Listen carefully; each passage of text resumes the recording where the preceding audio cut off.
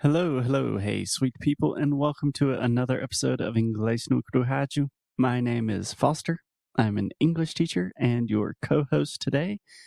And as always, I am here with Alexia. Hello, everyone, and welcome to a brand new episode of Inglês no Rádio.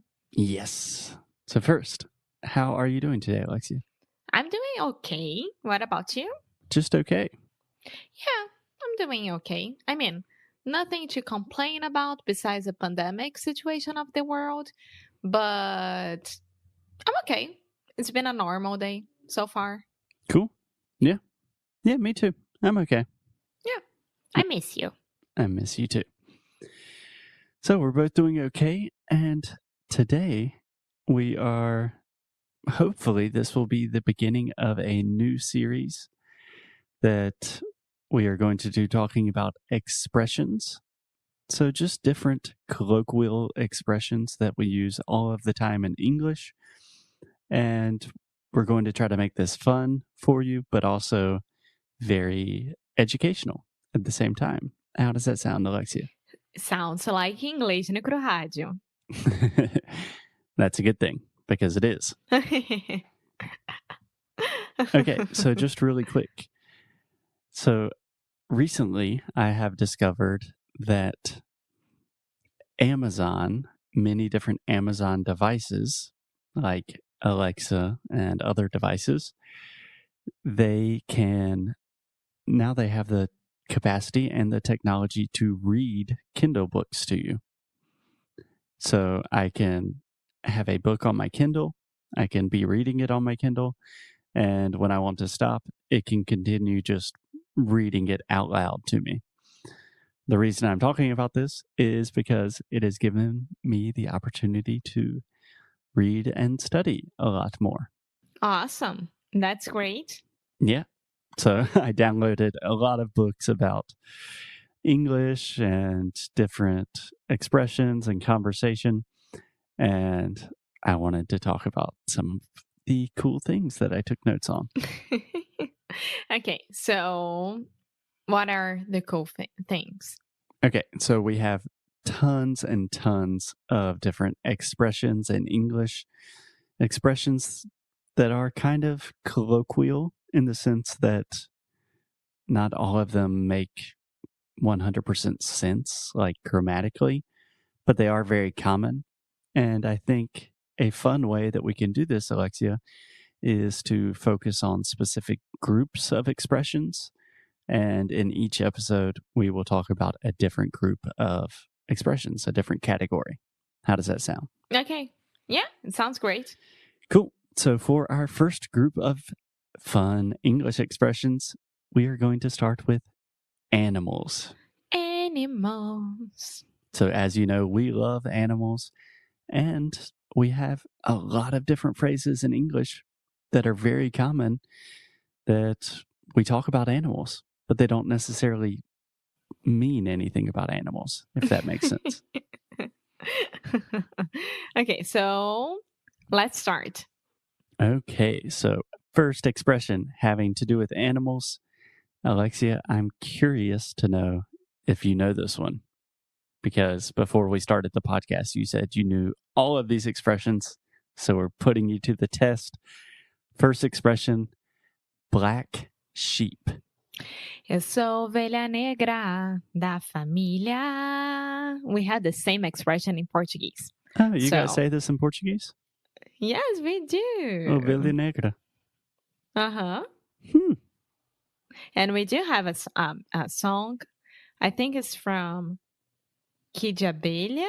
I could be completely wrong, but that's it. Maybe Rita Lee. I think Rita Lee. Cool. I didn't know that.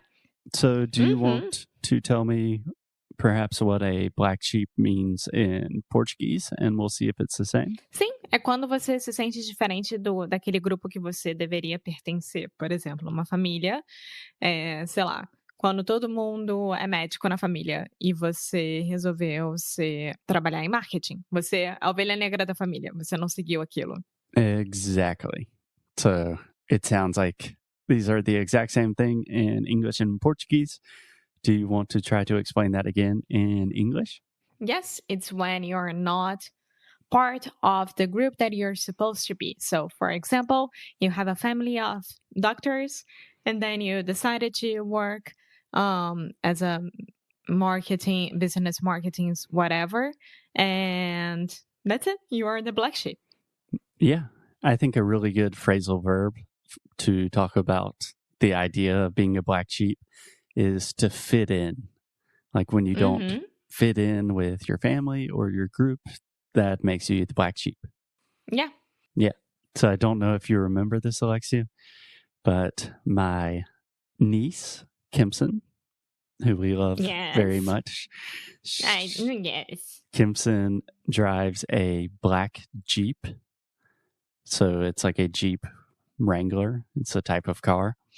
And on the back of her car, she has a bumper sticker. Do you know what that is? Yes, it's é adesivo que você coloca no seu carro. Yeah, exactly. Very popular in the US. A lot of people put bumper stickers on their cars. And Kimson has one that says black Jeep of the family. Yeah. And it's funny because she definitely It's a black is sheep. the black sheep of the family. And it's a black Jeep. Yeah. Cool. So just really quick, can we compare the pronunciation of sheep, ovelha, and Jeep, o carro? Jeep, sheep. Yeah. So sheep, ovelha has the SH sound, sheep. And then Jeep has the Jeep.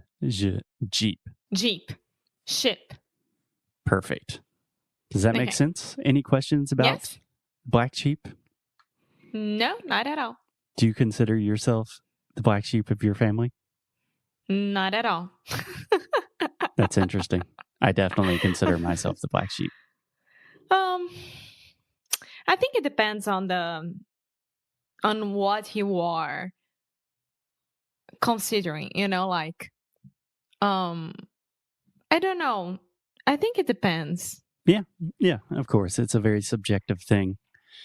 But it can be a really, really bad thing as well. So yeah, it totally depends on the context, the connotation. Cool. Okay, so expression number 1, black sheep. That's a really good phrase if you want to talk about the feeling of not fitting in or just the differences between you and your family or you and another group. Cool? Mm-hmm. Okay, expression number 2. Alexia, can I get a drum roll?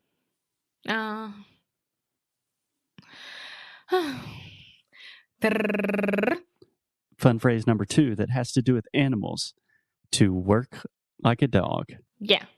The dog days are over. The dog days are... Interesting. That's actually another animal phrase. I was thinking of a different, very famous song that has the phrase to work like a dog. And you know this song. The Beatles? It's been a hard day's night, and I've been working like a dog. Oh my God, speaking of dog, did you hear Buddy? And there's our dog. Did you hear that? I did. Okay, do you know what the expression to work like a dog means?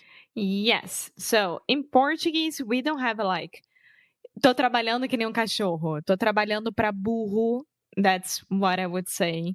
Or tô me matando de trabalhar. That's what I think in Portuguese we would say. Yeah, working like a donkey. Yeah. Yeah, so to work like a dog simply means to work very hard, to work a lot, right?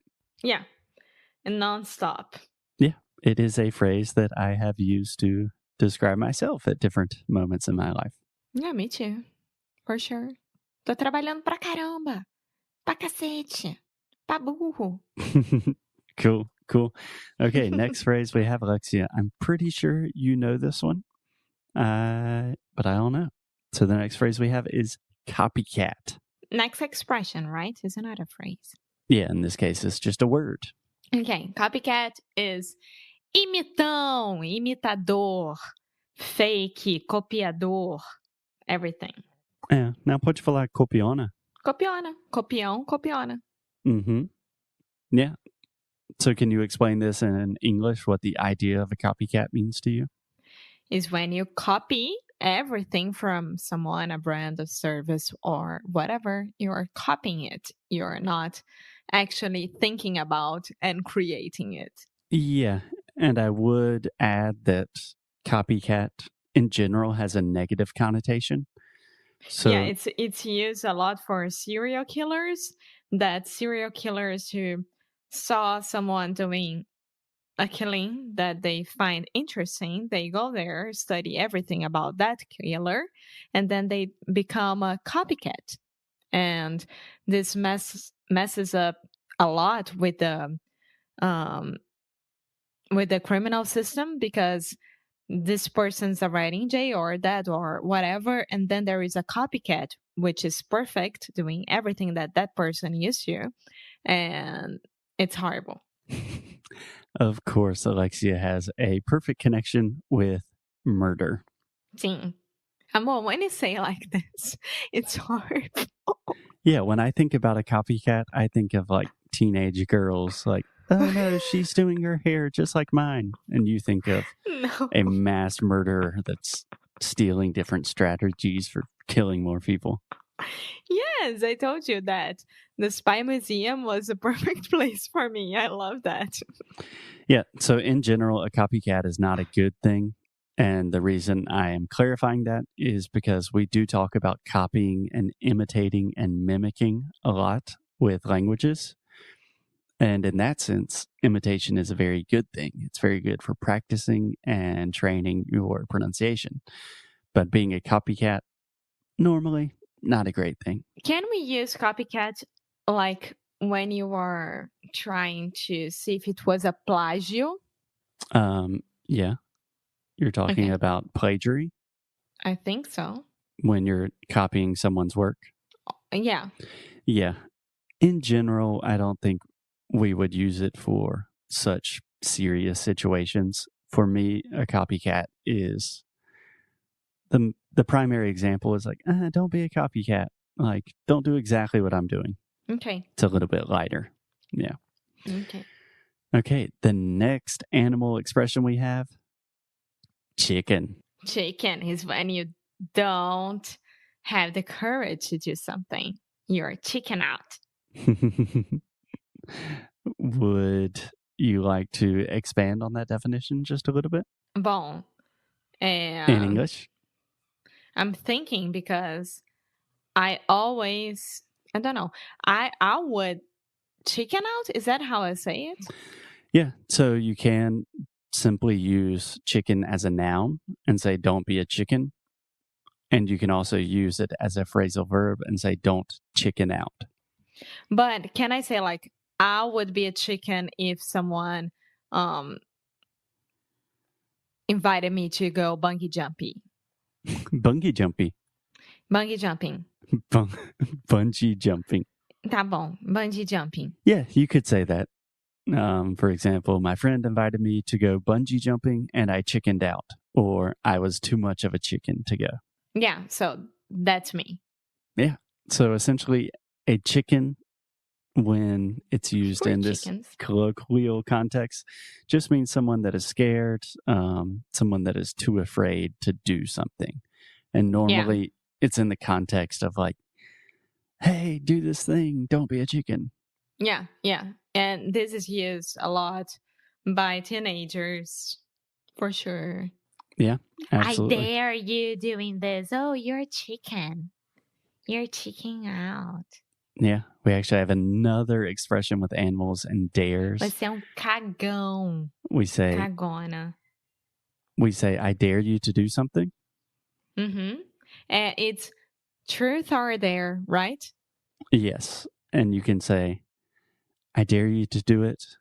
And if the person's like, no, I don't want to do it, you can say, I double dog dare you. Oh my goodness. Which is like, hey, you got to do it. This is serious now. I said double dog. And I just thought that dare, consequência, né? Que é, tipo, I am challenging you. It's the same name as your friend, Dare. Yes, I do have a good friend named Dare. Hey, Dare. Yeah. Hey, Dare. Okay, so just two more quick expressions that have to do with animals. I imagine you know both of these, Alexia. We have a night owl and an early bird. I do know those. Okay, do you want to explain each one separately for me in English, please? A night owl is someone who works better or do things better during the night. So, owl is a coruja. Yeah. And So someone who works better during the night or does things better. does things better during the night. And early bird is someone who wakes up very early in the morning with the birds singing next to them. Yeah, sure. We even have a In phrase. my case, gaivotas. So, Yeah, so essentially an early bird is a morning person, someone that likes to wake up early, that probably does their best work early in the morning. And a night owl is the opposite, someone that likes to stay up late, probably does better work at night. And we even have a phrase that includes another animal. We say, the early bird gets the worm. yeah. Do you understand that? It's when the birds are trying to eat and then they can find more worms. Yeah. So if you say the early bird gets the worm, that's like, hey, if you wake up early, you have an advantage. Yeah. Cool. See? I knew every single one. You did a great job, Alexia. Next time I'll try to make them a little more difficult for you. But I hope you guys enjoyed some fun animal expressions. And all of these are super common. We use them all of the time. So hopefully you can begin to incorporate them into your everyday English. Damn right. We went the entire episode without saying bad words. Okie dokie. Thanks for listening. Okay, thanks, Alexia. Thank you guys. We will talk to you tomorrow. Bye.